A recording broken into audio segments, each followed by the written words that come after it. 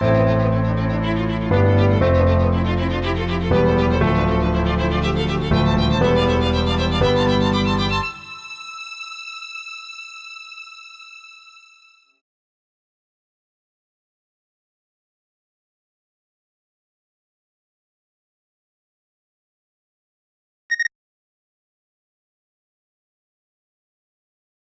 have been in a very sports-oriented family. My father was a big sports fanatic. He played tennis with me. That was my first sport.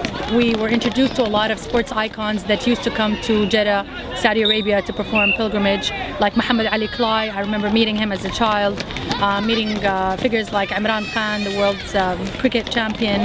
And I think that had a lot of influence on me. And plus the fact that I was in a private Saudi school, I had the privilege of playing sports. I was captain of my basketball team in high school, in AlMaeena Children's World School. And after I graduated from college, I went to the US for my university degree. I came back and I did not have an umbrella. I was a new mother. I was going through postpartum depression.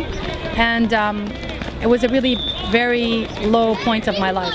And I honestly believe that if it wasn't for basketball, I think that I probably wouldn't have been where I am today. It was because of team sports and the fact that I'm exercising, and it's very scientific. It really doesn't take a genius. Your endorphins and your serotonin levels, the brain produces it because of the physical activity, and you become a much more balanced and happier person. And I felt like, wow, that should be not just something for the 12 girls who were on the team, but it really should be on a national scale. And then my kids were growing up, so we started the youth division, and that's how basically Jeddah United was born out of necessity. It was born because we were parents, very big on health and good psyche, just becoming a better citizen. If you want to produce, then you should be a balanced person no matter what field you get into. So honestly, I think in a nutshell, that's how Jeddah United was born. I'm benefiting. I'm still enjoying what basketball offers me from a physical perspective, from an emotional perspective, from a social perspective, from a psychological perspective. Now, the difference maybe is that I'm not captain of my team anymore. I had to step down and give someone a little younger, a little more free, and has the time and the energy to take that position. And I have moved to just management. I'm a social basketball player, so now I just play for fun. I don't play competitive. I mean, we have traveled the world. We have traveled. We went to the States. We went to Malaysia, Jordan, and the UAE. Why? Because it is a language, and it is a way to build bridges between nations. It's sports diplomacy. When you talk to people from other countries, you can communicate with them through a basketball game. I remember going to Jordan, and I remember that there was a couple. They were an American couple, and one of the girls offered to take a picture of the husband because they were taking pictures of each other solo. We took the picture. Where are you from? Saudi Arabia. Nice to meet you. So they went on their hike, and one of the girls overheard the couple saying that we never knew that Muslims were so polite. So I don't know what image they had or what stereotype they had of Muslim people, but I think it's a great way of really exporting your values and what you really believe in. What I think kept me going was the feeling I felt when I played. That feeling was what kept me going. Just coming with so much stress, whether you're a student or whether you're at work or whether you're a mom or whether, regardless of your role as a girl or as a woman, you know, you come and you're so stressed out or overwhelmed. You come to court and you're just stress-free. You're flying, really. I know this might sound really for someone who hasn't experienced, being a player on a team, but that's really how you can feel. So that feeling was what made me going. Yes, I don't play as much as I used to, and that's also something that I'm actually coping with as I speak. I called it the non-professional athlete basketball withdrawal because I am withdrawing. But at least, honestly, it's inspiring when I see the kids, when I see the girls and the existing team. I'm like, I live my dream through them. I never made it to a national team, but I wish and I dream that one day one of these girls or a couple of these girls are going to make it for a national team and wear that flag, and I think that would compensate me for that withdrawal feeling. There were a lot of challenges as we were trying to push for basketball for women and youth. The lack of facility or the limited number of facilities. We had very hard concrete floorings for the limited available basketball courts that we played in. I confess that it has damaged my knee. I feel like I have a bone spur. And I think that it's because in the public facilities I played in very concrete flooring.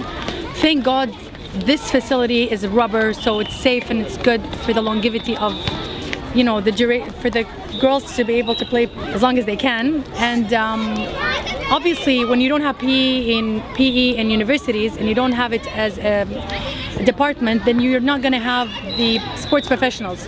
So you don't have the professional coaches, the referees, the sports professional administratives that can help you build that academy or the club or whatever activity you're doing. So it's very difficult to find the resources in terms of human resources. We were lucky that we had an ex-Olympic Syrian coach. We had an amazing French coach who's also the mother of one of our students, and some of the American coaches who lived here and married to Saudi nationals. So we were able to, with the few number of coaches that we had, train as much as we can. I mean, we've been doing this for 12 years now. I think in 12 years, some of the girls who were on the team have graduated, have gotten married, and have kids now. So it's nice to see that the impact has been that long.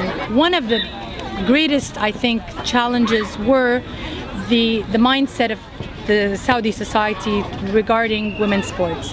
I think that when we first started, we were under so much attack. Sports itself was a big taboo.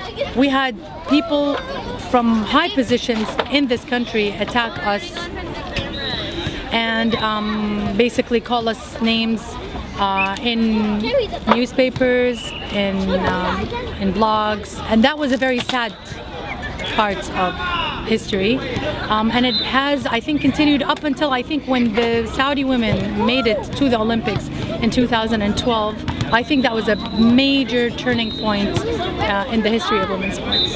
I think that the fact that we are very multicultural and we're a very rich society in terms of heritage and history, and the fact that 70% of our population is the youth and is a young generation under the age of 25, it's a advantage. We are already exporting a lot of brands to the world, not just when I say brands, I don't just mean fashion, but I mean music, I mean movies, fashion included, of course, and hopefully also teams. I mean, we see and we watch and we're very passionate about a lot of international teams around the world. I mean, everybody's either watching Barcelona, Man United, or, you know, a lot of these teams that are so strong and so influential.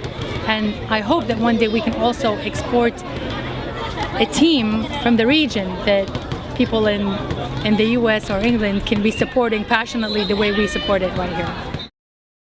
To believe in your dreams, always be optimistic, and believe in the impossible, yet do not let go of your identity, because identity, in my opinion, it's very valuable. And I think that regardless of your culture, regardless of where you are or who you're from, this is your heritage. Be proud of that.